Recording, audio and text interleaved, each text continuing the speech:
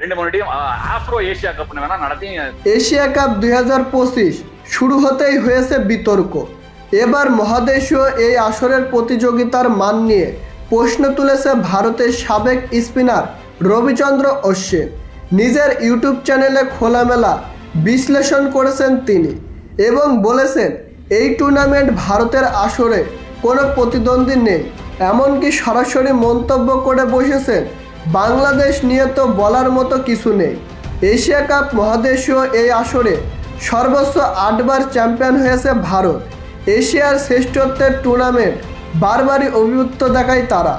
এবারও তারাই শিরোপার অন্যতম দাবিদার।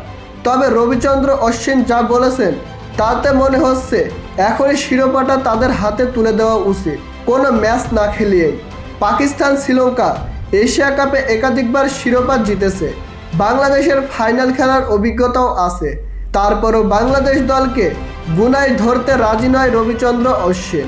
তিনি আরও বলেন, আমরা এমনিতেই বাংলাদেশকে নিয়ে কথা বলি না, কারণ তাদেরকে নিয়ে বলার কিছু নেই। এই দলগুলো ভারতের সঙ্গে লড়বে কিভাবে, জিতবে কিভাবে। অশ্বিন মনে করেন বর্তমান ফরম্যাটে এশিয়া কাপ প্রতিযোগিতাহীন হয়ে পড়েছে, আর এশিয়া কাপ প্রতিদ্বন্দ্বিতা বাড়াতে দলটির নাম পরিবর্তন করে দক্ষিণ আফ্রিকার নামের সাথে যুক্ত করে রাখার পরামর্শ দিয়েছেন অশ্বিন।